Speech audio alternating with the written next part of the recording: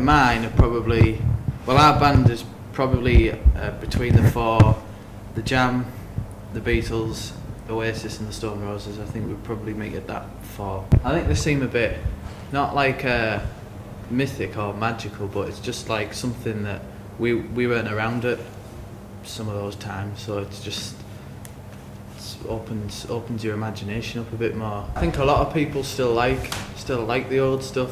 I think it's a good selling thing, that like the retro look. I'm not trying to be like a retro look, it's just the stuff I like. I like a lot of new stuff as well, but I think a lot of people, there's still an audience for people interested in hearing older music. Sometimes you can look at the past, and especially with things like football, you can look at it through rose-tinted specs and think everything was better then, when that was not necessarily the case all the time.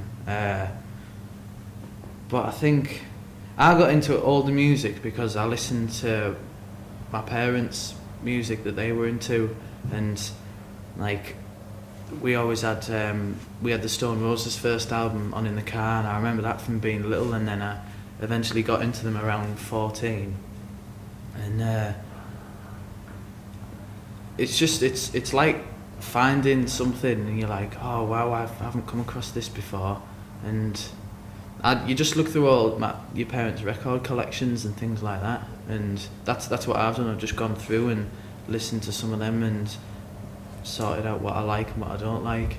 The bands I like at the minute, that like are still around at the minute, like I like probably the two biggest ones, Kasabian and the Arctic Monkeys are bands I like, and there's Jatebug, who I think is a good influence for me, because when I first saw him I was like, God, he's younger than me. I think he's a year younger than me. I'm thinking he's doing that. Wow, and he's singing good songs about things that I can understand.